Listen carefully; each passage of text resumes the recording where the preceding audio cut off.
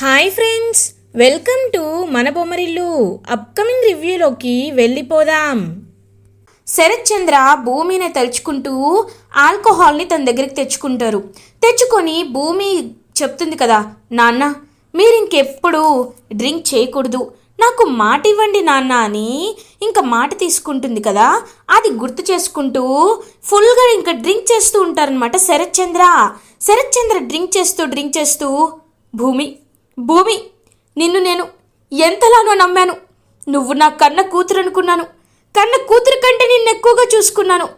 కానీ నువ్వు మాత్రం నన్ను ఎందుకు ఇంతలా మోసం చేశావు అని గట్టిగా ఇంకా అరుస్తూ ఉంటారనమాట శరత్ చంద్ర. అప్పుడే కరెక్ట్గా ఇంకా తనైతే చూస్తూ ఉంటుందన్నమాట అపూర్వ. బావా ఏంటి బావా, ఏమైంది బావా అని అడుగుతుంది. లేదమ్మా భూమి, నువ్వు నన్ను అర్థం చేసుకోలేకపోయావు.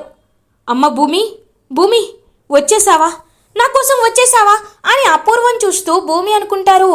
అయ్యో బావా ఏమైంది బావా నీకు అని అడుగుతుంది.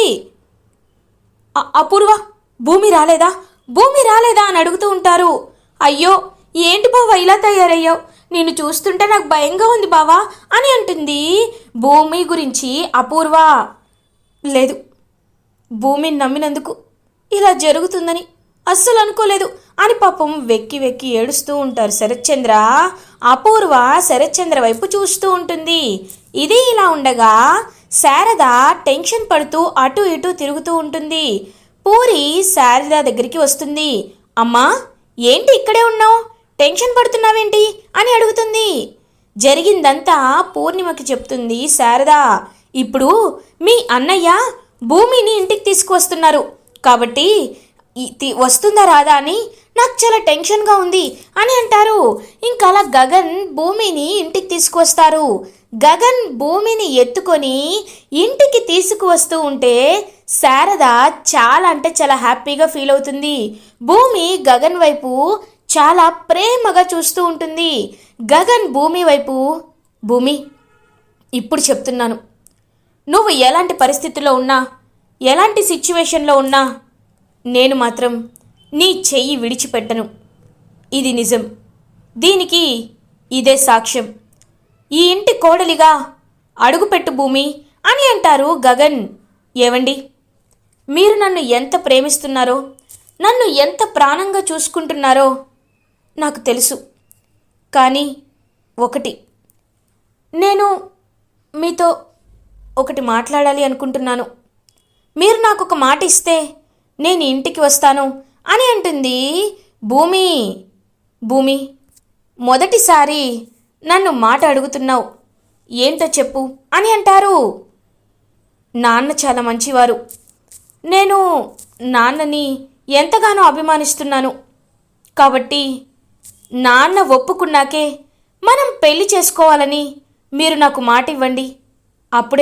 అప్పుడే నేను ఈ ఇంటి లోపలికి అడుగు పెడతాను అని అంటుంది భూమి. శారద ఇంకలా చూస్తూ ఉంటుందన్నమాట. ఏంటమ్మా భూమి, ఇంకా ఆయన్ని నాన్నని ఎలా అనుకుంటున్నావు? గగన్ని ప్రేమిస్తున్నాడని తెలిసి నిన్ను ఇంటి నుండి గెంటి వేసిన వాడు నీకు నాన్నెందుకు అవుతారు? అసలు నాకు అర్థం కాంది ఏంటంటే, నీ మనసులో ఇంత ప్రేమని ఉంచుకొని నువ్వు ఆ శరత్ చంద్రపై ప్రేమతో గగన్ అంటే ఇష్టం లేదు అని చెప్పావు. పోనీ కన్న కూతురి మనసు అర్థం చేసుకోవాలని ఆ శరత్ చంద్రకైనా ఉండాలి కదా. లేదు, నీ ప్రేమని వ్యతిరేకిస్తున్నాడు. అలాంటప్పుడు ఎందుకు నువ్వు ఇలా చేస్తున్నావు అని అడుగుతారు. ఆంటీ, నేనదంతా చెప్పలేను ఆంటీ. టైం వచ్చినప్పుడు మాత్రమే నేనదంతా చెప్తాను. కానీ గగన్ గారు ఈ మాట ఇస్తేనే నేను ఈ ఇంటి లోపలికి వస్తాను అని అంటుంది భూమి. సరే భూమి, మాటిస్తున్నాను, మన ప్రేమ సాక్షిగా మాట ఇస్తున్నాను. ఆ శరత్ చంద్ర ఒప్పుకుంటేనే నీ పెళ్లి జరుగుతుంది. నో, మీ నాన్న ఒప్పుకుంటేనే మన పెళ్లి జరుగుతుంది. సరేనా? మీ నాన్నని ఒప్పించి మనం ఈ పెళ్లి చేసుకుందాం. ఓకే, ఇప్పుడైనా లోపలికి వస్తావా అని అడుగుతారు గగన్. ఇంకా శారద, రేయ్ భూమి వినేలా లేదు, నువ్వే తీసుకురా అనేసరికి ఇంకా ఎత్తుకొని గగనే భూమిని ఇంటి లోపలికి తీసుకువస్తారు. భూమి చాలా అంటే చాలా హ్యాపీగా ఫీల్ అవుతుంది. వదినా అని అంటుంది పూర్ణిమ. ఇంక పూర్ణిమ వైపు చూస్తూ ఉంటుందన్నమాట భూమి. ఏంటి షాక్ అయ్యావు? నువ్వు ఎలాగో నాకు కాబోయే వదినవే కదా, అందుకే ఇలా పిలుస్తున్నాను భూమి, రా ఫ్రెష్ అవ్వని చెప్పి ఇంక తన రూమ్కి తీసుకువెళ్తుందనమాట భూమిని. ఇంక భూమి తన రూమ్ని ఆ పచ్చని చెట్లు, నటరాజస్వామి విగ్రహం, ఆ ఫోటో అదంతా చూసి చాలా అంటే చాలా హ్యాపీగా ఫీల్ అవుతుంది భూమి. ఇది ఇలా ఉండగా శారద గగన్ దగ్గరికి వస్తుంది. గగన్, నీతో మాట్లాడాలిరా. భూమి ఏమో వాళ్ళ నాన్న పర్మిషన్ లేకుండా పెళ్ళి చేసుకోను అంటుంది.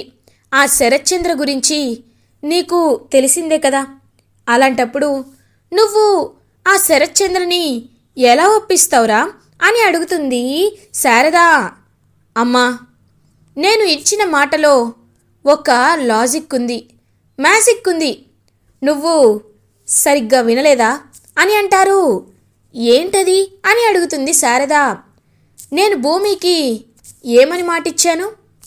నువ్వు మీ నాన్న పర్మిషన్ ఉంటేనే నన్ను పెళ్లి చేసుకోమని చెప్పాను, అవునా?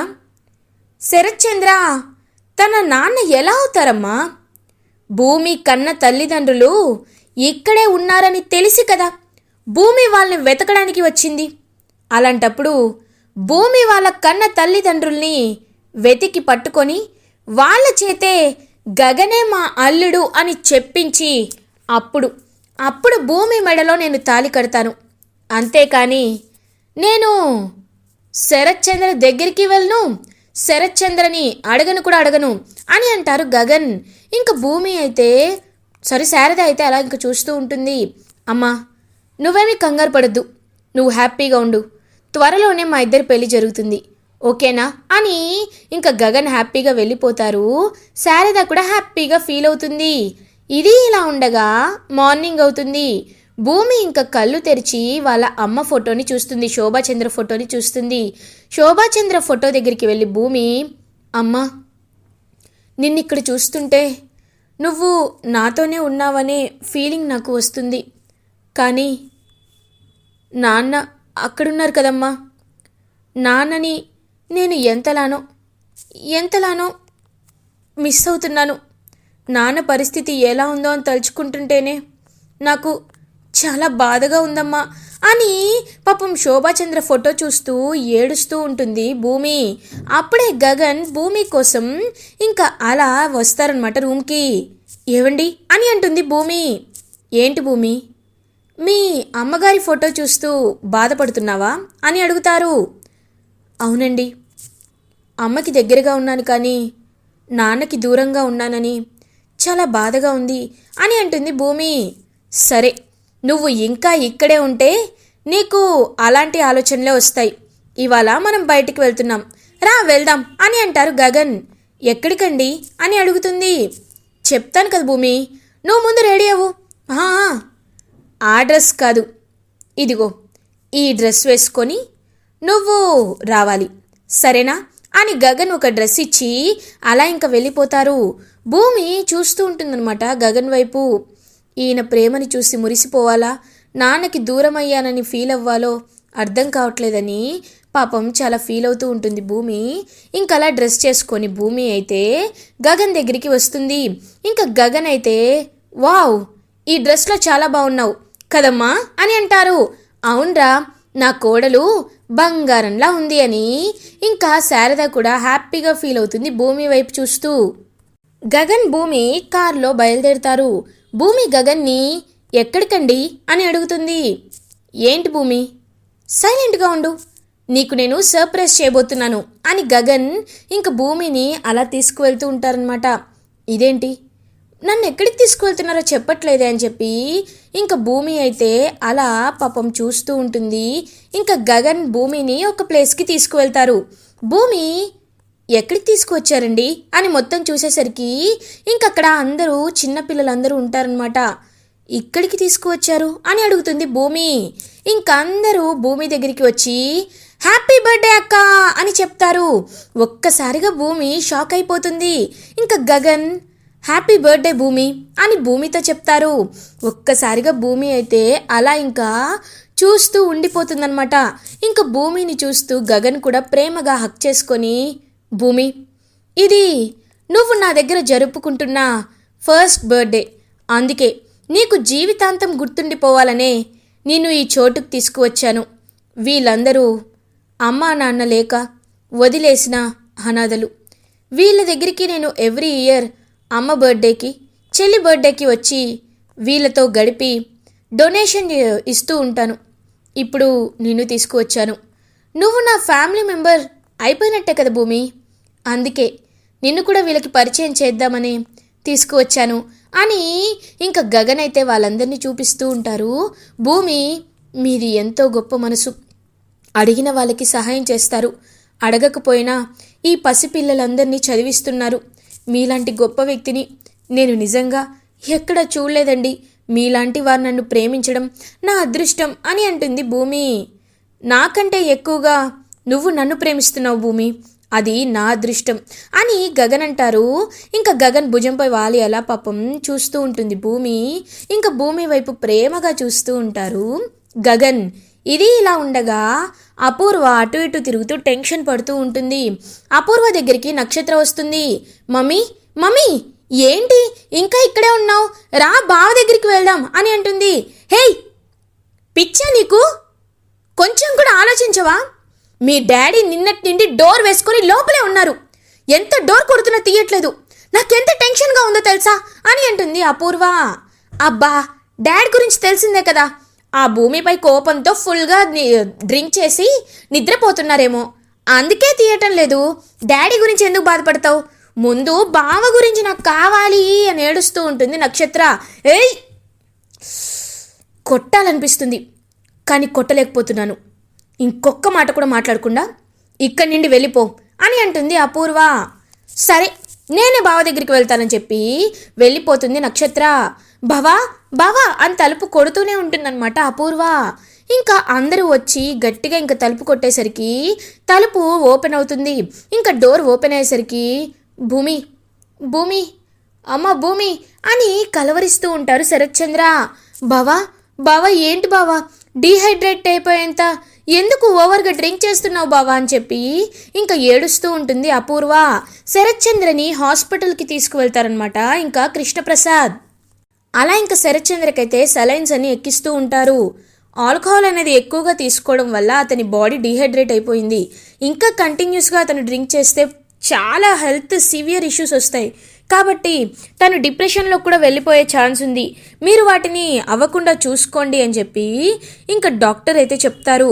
భూమి గురించి ఆలోచిస్తూ, ఏంటిది బావకి ఇలా జరిగిందేంటి, ఏంటిదంతా, ఆ మహాతల్లి వల్ల ఇదంతా జరిగింది, చీ అని అనుకుంటూ ఉంటుంది భూమి గురించి అపూర్వ. ఏంటి అపూర్వ గారు, మీ భర్తకి ఇలాంటి సిచ్యువేషన్ ఎలా వచ్చింది అని అనుకుంటున్నారా?